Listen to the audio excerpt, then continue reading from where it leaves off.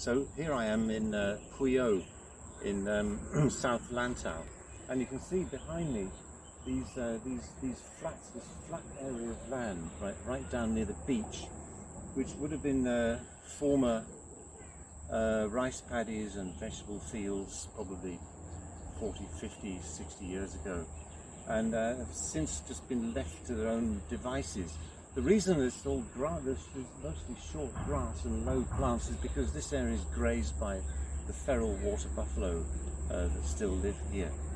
There's a couple of plants that I would like to point out here. The first one is this tree, which is a native, and we can see some quite rough bark here.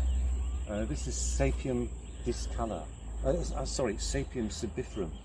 And Sapium sebiferum has these quite distinctive kind of diamond-shaped leaves. You can see here, and at the moment we see, what can we see? We can see the berries coming out, and when the berries split open, then these white sort of inner seeds are shown, and so later it used to be fully deciduous, this tree, when the winters were cooler. Now sort of semi-deciduous, but the leaves have turned a lovely yellow colour, and it's got these white berries. It's quite distinctive at the end of the year, in probably November, December, something like that. So we've got Sapium sebiferum there on a slight rise on the grass. But within a couple of metres over here, we can see a completely different community of plants, right? And if I reach down here, I can get hold of this. Sorry. And this is water hyacinth, Eichhornia crassipes, which is a floating plant. So we can see that this water is pretty well permanent, and because this plant is not actually connected to the soil underneath the water at all, it's floating. And if you look at the leaves, you can see that they're swollen like little balloons.